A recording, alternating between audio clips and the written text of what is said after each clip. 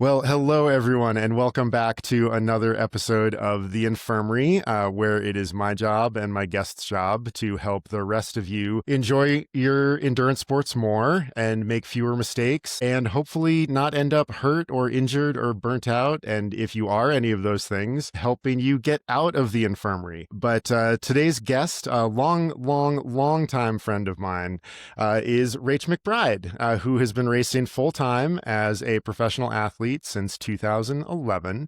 They are a five-time Ironman 70.3 champion, four-time Unbound 200 gravel non-binary champion, and have numerous podium and course record results across several distances in triathlon and gravel racing. Known as the Purple Tiger, Rach is a triathlon swim bike powerhouse. They have logged 20.3 fastest bike splits and have come off the bike in the lead 10 times. Since competing in the inaugural Lifetime Grand Prix, they have stacked up non-binary wins at gravel majors like Unbound 200, Leadville 100 MTB, Mid-South, Rebecca's Private Idaho, Gravel Worlds, and Big Sugar, among many other races and results that happened this year in 2025. But earlier this month, Rach completed their goal of qualifying for the UCI Gravel World Championships in Limburg, the Netherlands, and finished in the top half of a field that included most of the best cyclists in the world, like Lorena Wiebes, who won, Mariana Vos, who was second in a sprint finish, and Sylvia Persico, who rounded out the podium. Deemed the most interesting person in triathlon by TRS Radio, Rach is the first professional triathlete to be out as gender non-binary. They hold 2 graduate degrees in genetics and are an accomplished cellist, having toured the US and performed in Europe with various bands. I love this next part. In their, quote, free time, Rach coaches triathletes and works in sexual health education and advocacy in the beautiful, ancestral, and unceded territory of the Coast Salish people, where they live and train. Rach McBride, welcome to the Infirmary. Oh, thanks for having me. It's really great to be here. I can't wait for this convo. I know, I'm so excited. This has been such a long time coming since you have visited us in the infirmary and before that in detention. You know, I only name podcasts after, bad things. places you don't want to be. But I'm so stoked to do this. As you know, but maybe some of our listeners don't know, I had the privilege of coaching you this year, which was such a joy and one of the highlights of my coaching career. But you came to me wanting to qualify for the UCI Gravel Worlds race. And we're going to kind of start at the end with the race. And I would love it if you would just talk a little bit about your experience of race day itself. How did it conform to what you expected? And then how was it like wildly different or surprising from what you expected? So how did it conform to what I expected? So I did expect it to be very different than the gravel races that I have typically done in North America, in that it just held. It was a much larger field than I was used to racing in, and also that it was full of folks who usually race on the road. And so it just had a very different dynamic. The And I think that's probably like the only thing that was as expected. I mean, it was also just like a very cool experience. Like I knew it was going to be really neat, like Mm. just lining up in all our country colors, like being racing a national team kit was like very, very special experience for me to be racing for Canada. So that was amazing. Uh, the rest of it was just like so unlike I expected at all. I think like from the gun, I expected a bit of a different like vibe and race. Mhm. But then also even just like the things are just done so differently. So, usually I'm used to it's like in triathlon, we have like an athlete race briefing the day before, 2 days before, where like everybody is going, like it's mandatory and like they give us a lowdown on all the things. And so showing up at this meeting where it was really just like mostly team managers and not really athletes. It was like open to individual athletes, but not most people didn't show up. Huh. And it was even just like that whole dynamic of, oh, okay, there are a bunch of national teams here who have all of the support and these support crews. And I'm just here on my own. It's just a very different dynamic in that sense as well. It was really I don't know, it felt weird and I felt a little bit out of place and self-conscious, but was also just Mhm. like, "Yeah, I'm here on my own. I have my friends here who are gonna hand bottles to me. I don't have, like, you know, like, the team support is gonna be at every single feed station handing out bottles. It's like, I've got one shot, and we're gonna make that happen."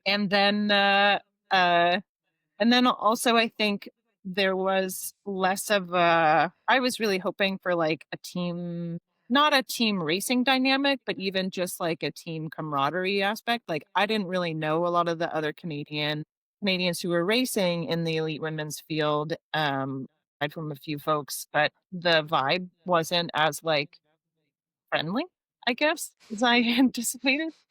So Yeah. that was the thing. And then Mhm. also, like, the whole call-up situation, which I guess is, like, very much a road cyclocross kind of thing, where in the starting area, everybody lined up on the side, like, kind of facing each other, so there's this path down the middle, so, like, the Mhm. people who were called up could, like, come to the front, and I was like, "I've never seen this before, this is really weird," and it's also makes a lot of sense. It's like such a North American experience of Europe. Like, I've never seen this before. Wow, this makes sense. Yeah, well, because it's usually how it works in North America is that, like, you have to get there, like, 30 to 45 minutes beforehand to Mhm. get a spot at the front of the race, or you're, like, relegated to the back, and in this, like, little narrow corral, and, like, people have their trainers up so they can do their warm up and the thing, and I'm like, "I didn't bring my trainer, like, what am I gonna do? I guess I have to get there super early." And it's like, no, you didn't actually have to do that. So it seems like a lot more fair in a lot of ways too, Yeah. which was great. Yeah. Yeah. Yeah, the North American race to the start line is just like such a frustrating thing where it's like, and especially if it's a cold day, this happens in cyclocross all the time. It's like mid-December and you have to go stand at the start line for 45 minutes, and did you end up getting a call up? That's one of the things that we were wondering about like in the last few days because you were sort of right on the edge. Yeah, so what they did was basically called up everybody. Okay. I was, like, right on that edge of because they had mentioned they were gonna call up the top 50 of Mhm. different things, but they basically called up everybody. So it was really just like, yeah, you got into the crowd in an order of Mhm. ranking that they had. Yeah. And one of your things that we talked about right before the race was, kind of like, what's the start going to be like? Is it going to be this frenetic cyclocross sprint, whole shot kind of thing? The nature of the course was that you were actually sort of slightly, you're on pavement for a little bit before you actually hit the gravel. And what was your experience like of the first, few miles of the race? Yeah, you and I talked about this a lot before the race because it was one of my biggest anxieties was like, what is the start going to be like? I was like, it's going to be so crazy. We have all of this pavement and it's going to be super fast. And then like we have like a couple technical turns and then like a downhill. And it's going to be Hmm. like mass chaos going into this like gravel downhill. And that was not necessarily the reality. Uh, Which was really surprising. And I don't know if that was also just yeah, I'm like, maybe it was just my fitness and I was just like mhm, a lot I was able to keep up and it mhm, didn't feel hard. But considering like the majority of the race was all together for quite a lot of the first half of the race, the start was not as crazy as I thought. Like we were all together, we were mhm, all on the road together. And then, yeah, it got like, kind of bottlenecked at these first two 90-degree turns. And then, um, yeah, it was definitely very manageable for mhm, the start of the race. The downhill technical that I mean, technical was a lot less technical once we got there. Just because of all the riders going through and things dried up in the days leading into the race. And then what I did not expect was that when we hit there were so many turns and a lot more pavement in this section than I am used to. And so there was a lot of the like high power out of the turns. But then when we hit these small pavement sections, the front of the race would just start hammering. Like it would Hmm. that's when it would pick up.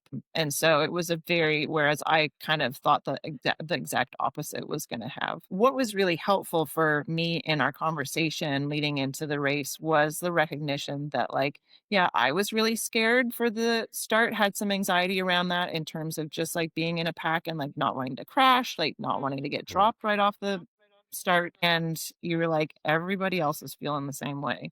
And I think Hmm. that was super true. I think that, like, even part of that, like, I could s me as, like, I would say a mature athlete coming into this race with a lot of race experience and life experience. I think part of my, like, comfort at the start line versus what I perceived as, like, probably some pretty significant nerves from Hmm. the rest of folks, uh, that yeah, I really recognize there that, oh, yeah, Chris is right. Everybody is probably, like, also in the same boat of, like, we just wanna stay upright and stay with the front of the race.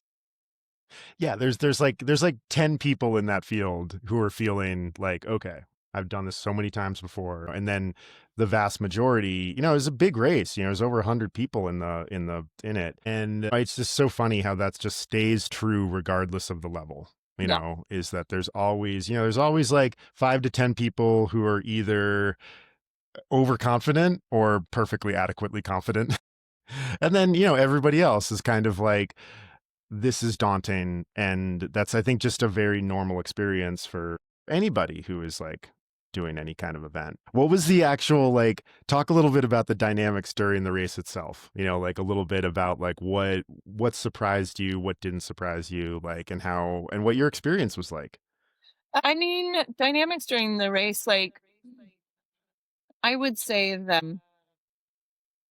it was very much more like I remember from road racing in terms of it's just like such a large group of folks that you're riding with, especially in, like I said, in the first half. And so there was a lot of yo yo because, I would, in some of the road sections and things, we would kind of bunch up and it at that point, so probably about, like, in the 2nd quarter of the race, I was starting to get gapped on some of the, harder pushes that the front of the pack would go into, and there was a bunch of us who were getting gapped and were having Mhm. to chase back on. So, uh my thought was like, well, if I just get a little bit further up in this group when we all bunch back up together, then I won't get like dropped as much. But it was just hard to get up there, just like with so many bodies on the road and so many Totally. bikes on the road. It's like you could get as far up as you can. I wasn't going to go to the like front of the race, but it was just challenging to move around in that kind of pack. And then, when we eventually did get separated from what I saw from like the top few dozen racers. There was a group of us of about like 6, I think, who were riding together, and it was definitely a lot less organized than I thought. Like I thought that we would be able to like work together a little bit more, but just the dynamics of some of the people in the group, it's like some folks just like wouldn't pull Mhm. through or they would soft pedal when they got to the front, which is really frustrating, or there were other folks who would, like, literally just wouldn't let you get to the front. They would just, like, stay at the front and just keep going and going and going. And it's Oh my like, gosh. I was, me trying to, like, like, do my job and, like, contribute. I would, like, go to the front of the group and then, like, this person would basically within like 30 seconds just like come back around and start hammering again from the front. And I'm like, I'm trying to help here. Like, I'm trying to give you a break. So it was, yeah, it was kind of frustrating in that sense. And then, yeah. And then I would say, so I had my two friends from Germany who were there doing the feed for me, which we had done feeds before at Challenge Roth, like, we had experience with this, so I was, like, confident that it was gonna be great, and we had made a plan, like, stay it's gonna be in this paved section and, like, stay a couple 100 meters apart or so, but what ended up happening is first person in my first friend, I didn't even see them at all. And so I only got one of the 2 bottles that I was aiming for, and then also which we didn't have a contingency plan. It was like, that's it. Right. That was your chance. You're like, okay, oh no, no. You're like, oh, not going to get that bottle. Yeah. Yeah. Yeah.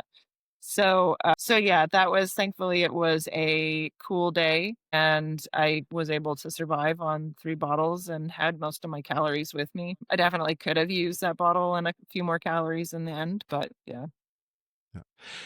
Yeah. The goal we eventually settled on was kind of like let's aim for the top half, which you ended up doing. You came in 54th. I think total number of like racers was in the like 110 to 120 range, so there we are, we did it. Were you surprised about achieving that result?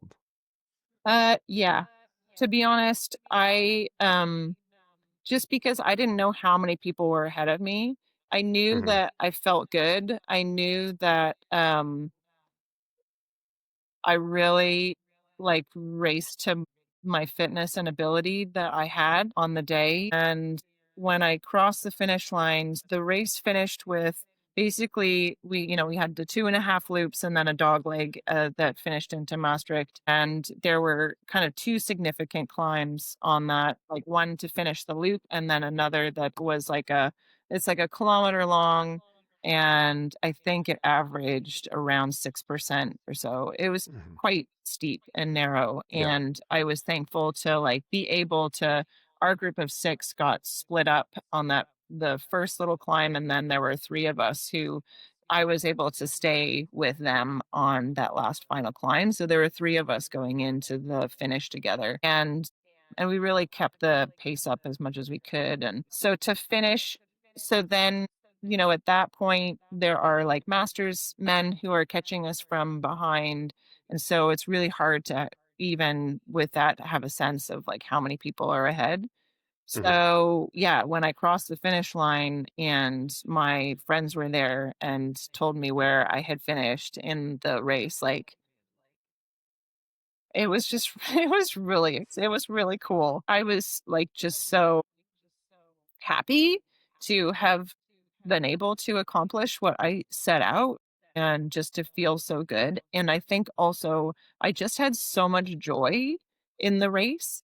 Like I Hmm. wasn't frustrated really. I wasn't like I didn't feel a huge amount of pressure or expectation. And so to know that I had like gone there and done it, because I think also going into this race, I felt a bit of like imposter syndrome Hmm. of like, do I really deserve to be here? Yeah, I didn't really, yeah, I didn't know if I was like, even when I started the race, I'm like, someone's got to finish last. And maybe that's going to be me today. And so to like be where I set out to be was just like it Hmm. was a really incredible result. I was just like Yeah. so happy. And like being, less than 10 minutes down from that group of women, like Lorena Wiebes, Marietta Vos. So like there was such in the 10 days before the race, the UCI's like Instagram account kept putting out who was coming. And every day I was like, oh my goodness. I was like, this is basically the entire like, top 20 of the women's peloton. And like, to be under 10 minutes to those ladies is like just unreal. I mean, it's just a really I incredible Yeah, accomplishment. and yeah, in a 4-hour race to be, yeah, like 10 like Yeah. literally 10 minutes down. I couldn't believe it. And it also then it was like in retrospect, it's like, oh, maybe I could have like gone harder on this hill and like stayed with Yeah. the pack, blah blah blah. But to be honest, I think what in my whole career as an athlete, I have really struggled with um being, satisfied with my results, like, Hmm. feeling like, celebrating them and really, like, honestly feeling really joy and recognizing the significance of them, especially when it's like I mean, you say, like, what, 54th in the world, like, 54, come on, like, any other race that I've ever done, if I finished 54th, I'd be like, "Are you kidding me? Like, that's a terrible result." But, Mhm. that's one thing that I am really grateful for this experience was to even for my own, I guess, maturity as an athlete, really, and perspective to be able to finish in that field like that and 54th and just be so proud of that. Mhm. And also like really recognizing the significance of like who I was racing with and where I finished, how my performance was. I'm so grateful for that of like not coming back from the Netherlands and from this world champs being like, oh, well, only 54th. Like, I guess it was okay. Yeah. Yeah, that earnest feeling of satisfaction, Yeah. where you don't get involved in an internal battle of am I satisfied with this or not? Yeah. Which I recognize that one really, very very much myself too. Of like, okay, best race of my lifetime, I was 12th, and it's like, it's like, ooh, like I'm the only person who's ever going to remember that, but I think I had the same experience at a world championships of being like, no, I'm really satisfied with that. There's nothing better that I could have done. Yeah. And that's just it is such a gratifying feeling. And where did this goal come from in the first place? I mean, that was my next question is like, how did you end up here? Yeah. I mean, to be honest, it was not my idea. Early this year, my partner Shane and I, who, we've been in each other's lives for 15 years. We've raced bikes together, we trained bikes together. He was my bike coach for about 5 years. Like he knows me very, very well. And when this year I was focusing on gravel and managing my foot injury for running, he was like, what about trying to qualify for this race? What about trying to qualify for another world championships? And I will be super honest, like initially it was not the greatest conversation because of, my struggle of I race gravel because I'm a non-binary athlete. I'm trying to build the non-binary um, athlete community and represent there, and it would feel disingenuous to like race in the women's field and gravel. And so I really struggled ethically around that, and then really started to I did reach out to like other folks in the community to like kind of bounce the idea off of, because I know also I and admittedly UCI is terrible in terms Mhm. of like gender equity, in terms of recognition of non-binary categories, in terms of how they deal with trans athletes. Like it's not great. And so I didn't, I also needed to come to terms with like racing within that community and within the UCI, and not take that as like a condoning of their behavior and policies, but more Mhm. in terms of like, this is a way that I can further elevate non-binary racing by like showing up in this, like what in the external cycling world is like legitimate kind of, you know, race Mhm. and level of racing. Um, and so, yeah, that's where that idea came from. And then it was a matter Nice. of like, how do we qualify? What do we Yeah. do to get there?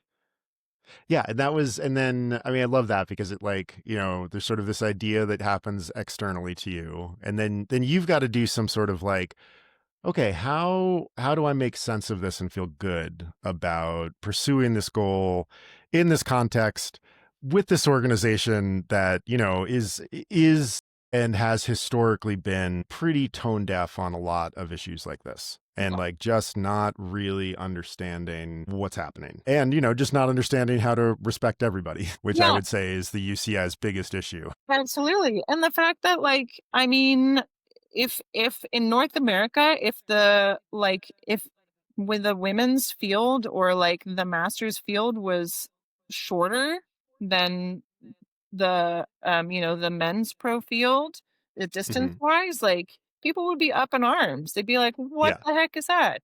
Whereas it's like, oh yeah, you see at this race, we raced 130 kilometers, the men raced 180 kilometers. The Yeah. Masters 50 plus raced 130 kilometers, and like the Masters under 50 raced 180 kilometers. So it's like, really? Yeah. Yeah. There's this terrible news story that I heard earlier this week that the gender pay gap in the US is going the wrong direction Yeah. for the first time in 50 years. Yeah. And it's like, there's this like I mean, there is a gender pay gap in cycling for sure, but then also just this gender respect gap of like, and it goes back, it just feels so, the United States in the 60s, not that things have really improved, but like, women not being allowed to participate in the Boston Marathon. And you're just like, oh my God, this is ridiculous. And like, yeah, so it's a hard organization within which to try to find like, okay, how can I do this and feel good about it? And I think, as always, like you've ended up on a very good faith answer that involves your own values, as you are very like principled person. And then the rest of it fell to you and me to figure out, okay, what's the strategy? How are we going to get qualified for this race? Could you talk a little bit about that experience of qualifying for this? Like, what was it like? Where were the high moments? Where were the low moments? What were the doubts? Like, yeah, just let's give our listeners a quick, like, because it always looks so manageable in hindsight, but what was it like in real time? Yeah, it was hard. It was hard. So how I approached it was I knew that there's the Gravel World Series, and if you finish in the top 25% of Gravel World Series, then you would automatically qualify. And then there's also Cycling Canada had their own qualification criteria. And so those were like two pools that you could qualify.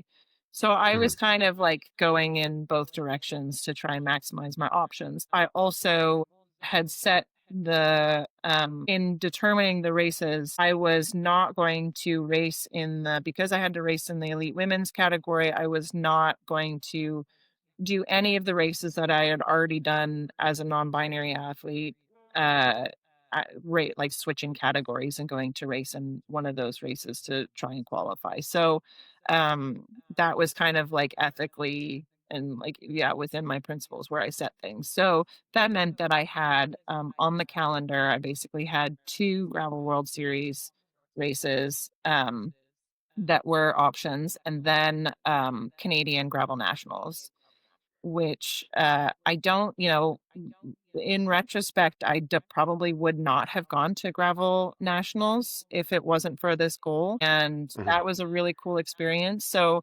the process of qualifying first race was, I think, when was it? It was in the spring. It was like April, end of April, Yeah, I Paris to believe. Ancaster. Yeah. Paris to Ancaster, which I'd never raced before, never raced in Ontario before. It was really cool that it was a Canadian option. Mhm. And again, it was like a dynamic and a course that I had no idea about, and was really challenging and very different than what I'm used to. And so it was Mhm. really a bit of a shock to the system of like, okay, this is like I have to train differently from this. I can't use my just like general, TT skills to do this. There's a lot more dynamicness to the racing. And so that was definitely an eye opener of, okay, and I think I finished, like, just out of qualifying for that Mhm. race, like, 1 or 2 places, which was tough, and then had some non-binary gravel races in between, and then the next try was Gravel Nationals, and in order to automatically qualify, I had to win. Mhm. So the expectations were really high, and Yeah. I'm not the greatest racer when like I'm putting all of this pressure on myself and there's like Mhm. really only one result that I can get Yeah. that's going to be helpful. And so that race was again, it just showed me the level of fitness that you have to really race at the top of the sport. And I think where my strength and weaknesses lie. So for me, there were a lot of like high power attacks at the first half of that race that I was not able to get to stick with. Mhm. Whereas, once I got dropped from the front of that race, there basically were six of us that were starting out. Um, I got dropped into the latter three of that group and then got a flat tire. And like that was brutal. I ended up really having to stop for a long time. I think I was like at least 10 minutes on the side, taking out an Mhm. insert out of my tire, putting in a tube, like getting help from the guy in a truck and finally getting back on my way, but then like powering myself back up through the rest of the race and finish Mhm. 6th Yeah. in and like really gutted myself, like totally gutted myself in that race. And I was really proud with how I did race. But then, I look at my time and it's like I would have been on the podium at least in that. Yeah. If I had been able to stick through, who knows what the dynamics of the race it was like, but I could have done like so that was a really disappointing race for me. I think I knew that it showed some weaknesses in my fitness, but also showed me how, like, great my fitness was in a lot of other ways. Like, I think I really was able to peak for that race. Yeah, that and so that having that result was, like it was pretty tough, and so then it was like, "Okay, back to the drawing board. What do we do next?" And there was really only one option, and I know that, Yeah. you know, I think a couple weeks later, you and I had a conversation after nationals of like, "Okay, what's the strategy gonna be? Like, am I gonna go and do this last race," which was basically 4 weeks out from the World Championships, so it would be like a last minute qualification and would have to kinda scramble to get everything sorted to get there, but yeah, there was just like a lot I felt like a lot of unknowns and a lot of stress, and I remember that conversation of just like, "Let's do it. Like, let's Yeah. go for it. What do you have to lose?" And I'm so, so grateful that we did because that Mhm. last race was mammoth tough. It was at elevation, it was at 9,000 feet or something, 8 to 9,000 feet, a race that I'd never done before, but thankfully in the schedule, it kinda worked out logistically that I was able to go after our PI and spend 2 weeks there in Mammoth acclimating, and I know that if I get some time at altitude, I'm actually pretty okay racing at Mhm. altitude, and I had a chance to scope out the course, there was all of this, and, race day again was I mean, it was a my experience was really great. I ended up getting a flat tire again,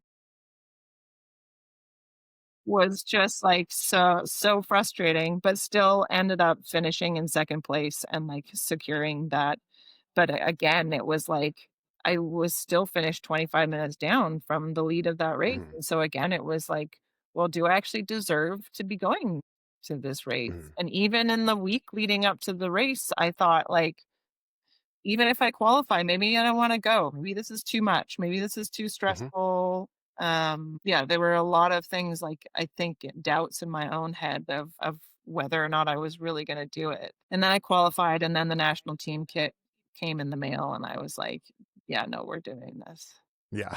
But I mean, that's such a wonderful, like, story because it just, like, brings home the fact that it's, like, whether you are racing your first gravel race or you're a 15-year professional, trying something new, that the anxieties never change. It's so often, do I belong here? And it's very, you very clearly do, but that doesn't mean that you feel that you do. And it's that sort of process of like, you have results along the way that are ambivalent where you're like, okay, I had like really good power numbers at nationals, but I got a flat. Like, what does that mean? How do I handle this? And like, it's just the very normal soup of like athlete like misgivings.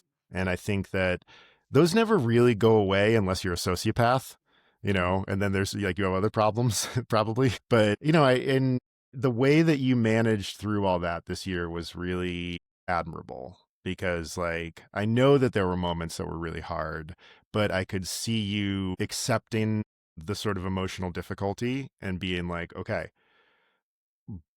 this I have a lot of questions and I'm still going to do my best.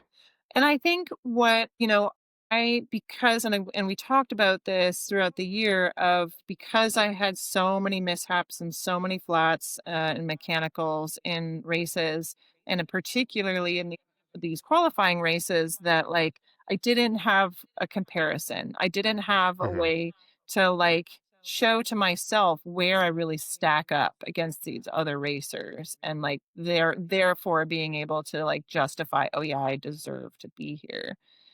Yeah. And I think that I really valued our conversations around that and your belief in me. And even, yeah, just saying, yes, you belong here. Like, yes, you are fit and you like should be here and you deserve to go to these world championships.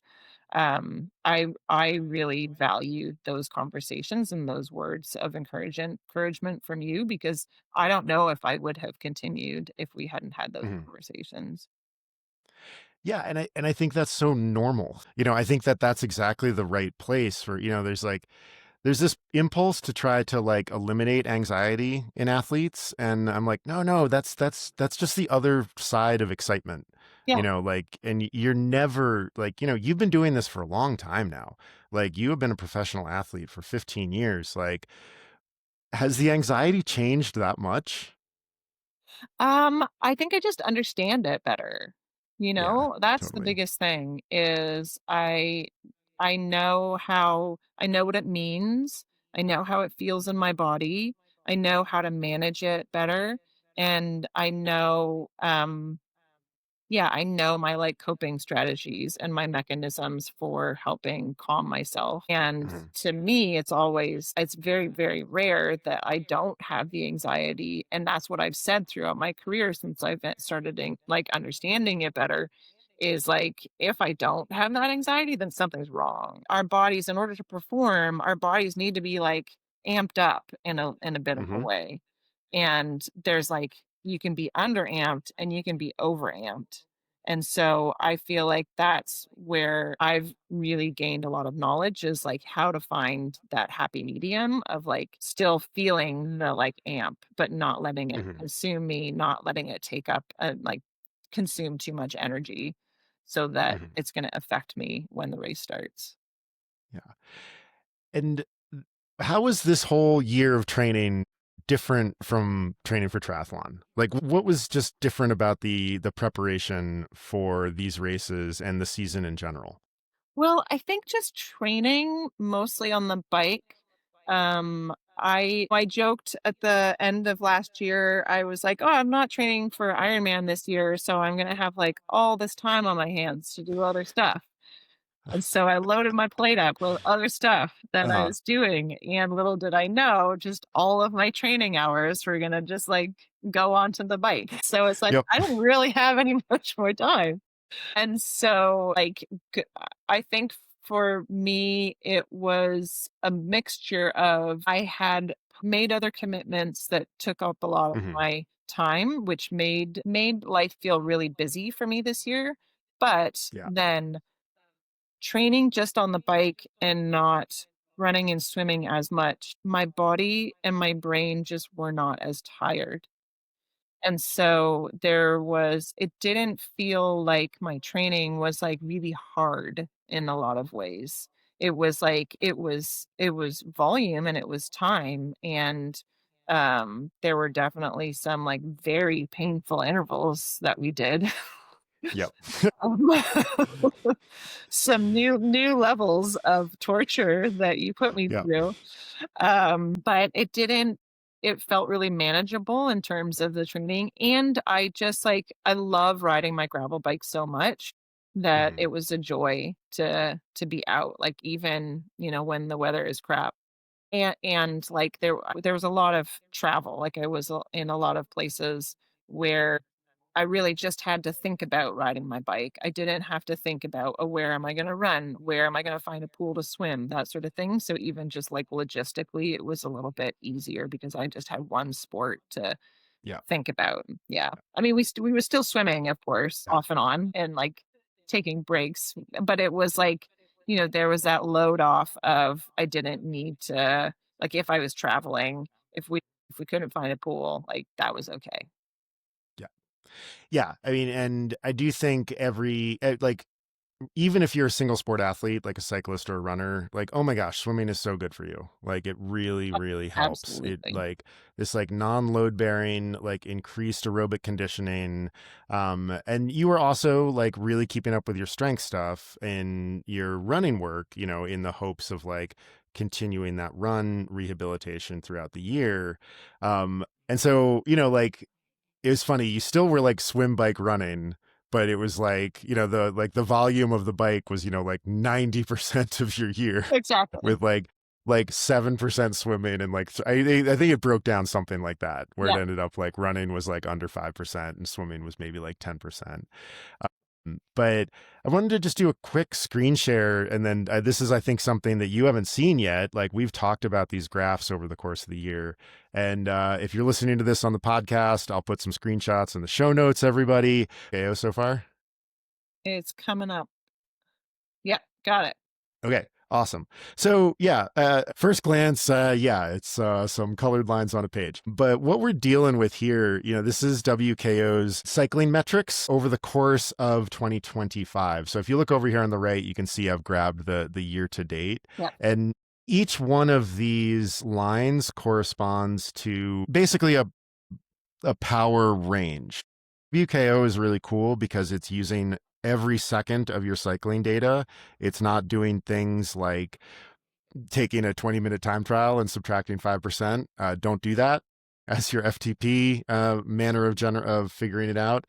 But basically, the red line is VO2 max. The blue line is what's called time to exhaustion, which is like how long can you hold your modeled FTP, because that's what WKO does, is it looks for the inflection point in your power duration curve and figures out, okay, this is probably around your FTP and how long can you hold it.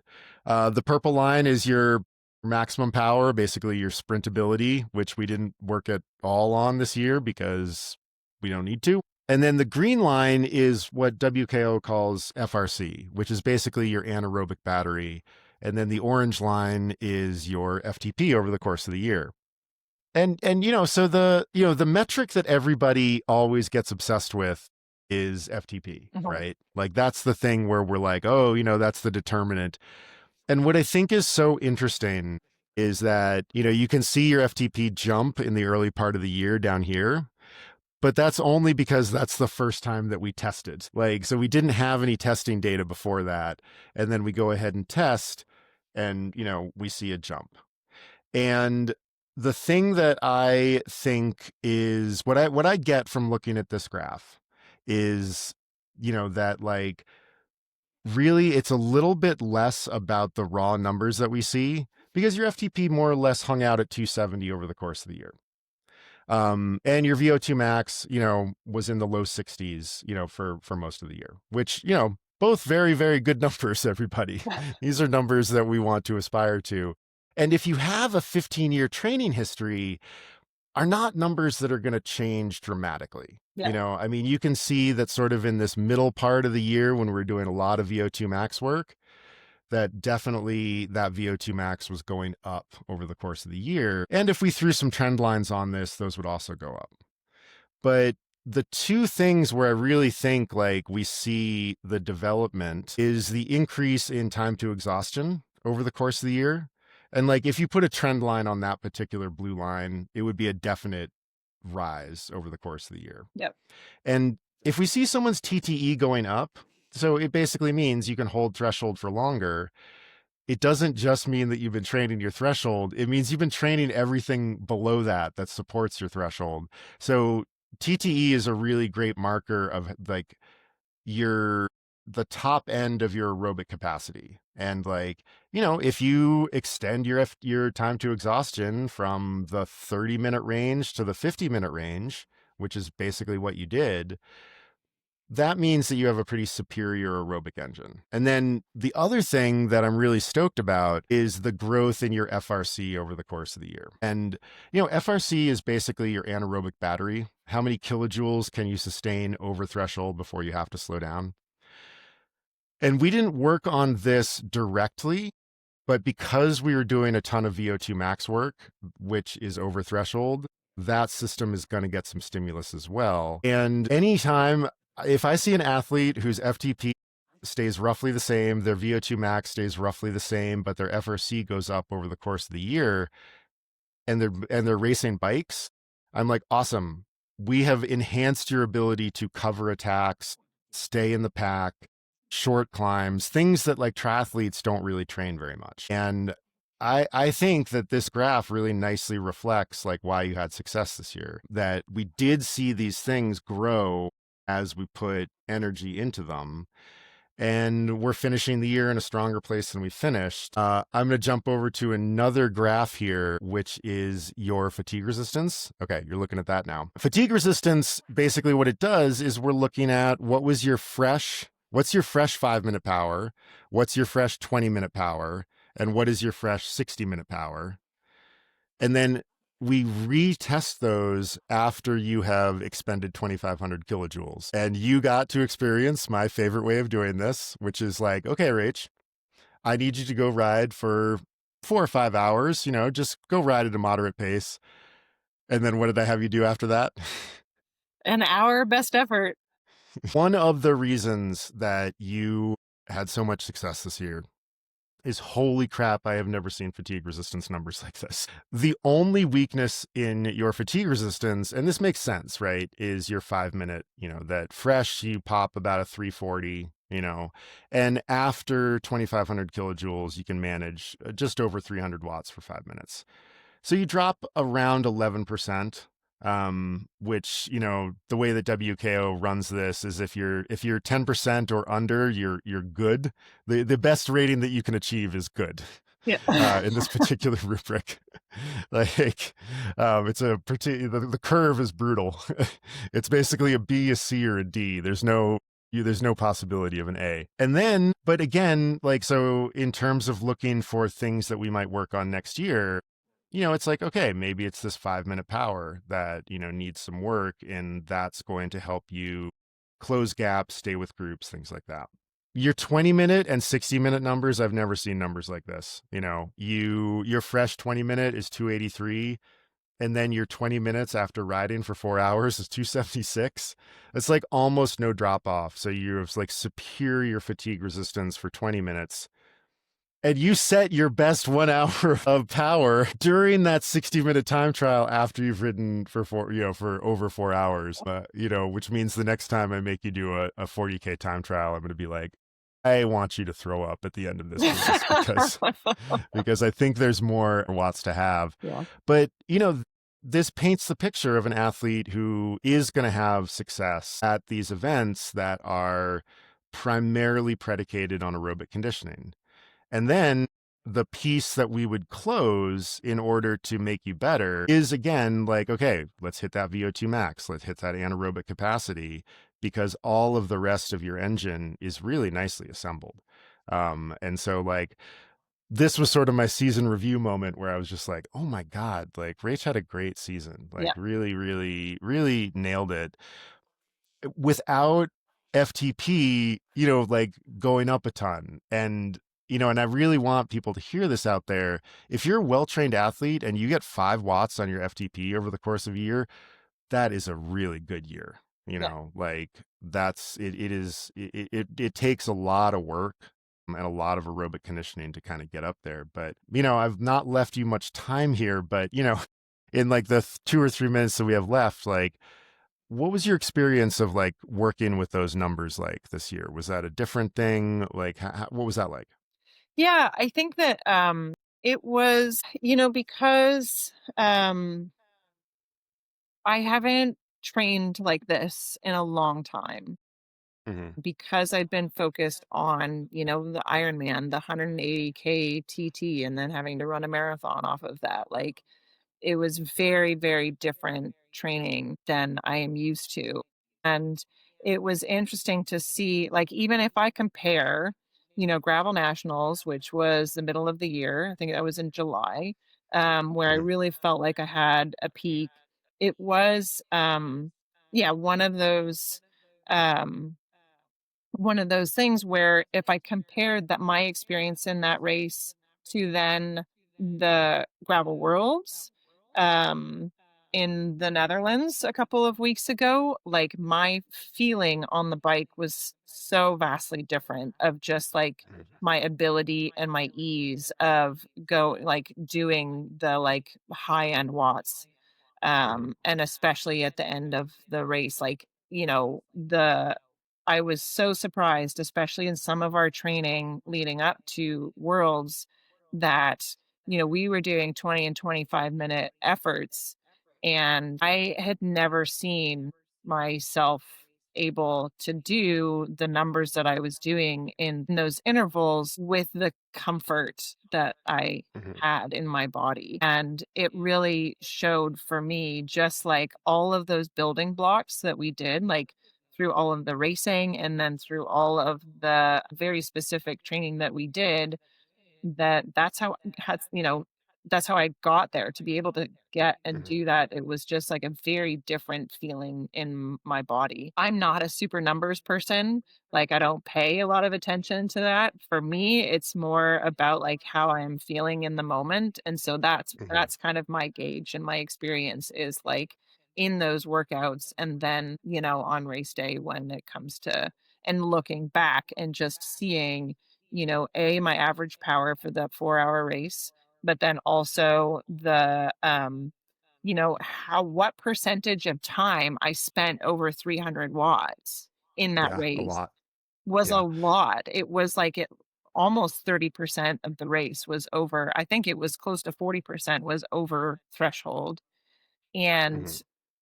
that to me was just like the fact that I could still, push up that steep hill, kilometer hill, like in the last hour, half an hour of the race and keep in touch with the riders I was with. It was just like, it was a next level of fitness that I had never experienced before. And also, of course, I'm never satisfied. I'm like, okay, we could do better. Yeah. Absolutely. Yeah. Yeah. Exactly. Yeah. Well, because you're addicted, you're into process. You're sort of like you're excited about the process of it, and that's what I would want anybody to kind of get into. Is like, all right, let's like, how can we make these numbers bigger through effective training? Yeah. So Yeah. we got to get you out of here. We gotta get you out the door. There's way more to talk about. We'll have you back to do a 2026 preview, something like that. Mhm. But before we go, where can people follow you, find you, talk to you? Where are the places that people can interact with you? Yeah, the fastest way to find me is on Instagram. My Instagram's at Rachel McBride, Rachel McB, RACHELMCB. And then otherwise, my website is good, either Rach or rachelmcbride.com. You can find me there. I've got a contact at the bottom. It's usually relatively up to date and what my race calendar is. And yeah, I'm adding more resources on there these days for non binary athletes as well. It's a great place to find me. An excellent resource. I hope everybody goes and checks it out. Rach, this has been such a joy of working with you this year. Definitely one of the highlights of my career. And I just really want to thank you for that. And just like thank you for your honesty in everything that you did this year, both the good times and the bad times. Like, I think that that is the best way for coaches and athletes to work together. It's the only way, really. But it was such a joy for me. And yeah, it was just so wonderful to see you having the success that you deserve. So Well, thank you so much. that's amazing. Well, I mean, you have had a long and storied coaching career, and so those words really mean a lot to me. And I think that we make it a pretty awesome team. It's been a really, really fun year, and I agree. Like through the highs and lows, like we've been through it, and ultimately we're coming out in a really positive place. And I'm super excited for next year. Me too. Well, everybody, please go meet with Rach in all the places, and we will definitely have them back for another episode. And thank you all. And thank you, Rach, for coming to the infirmary. I hope we helped some people feel better, and we will talk to you soon.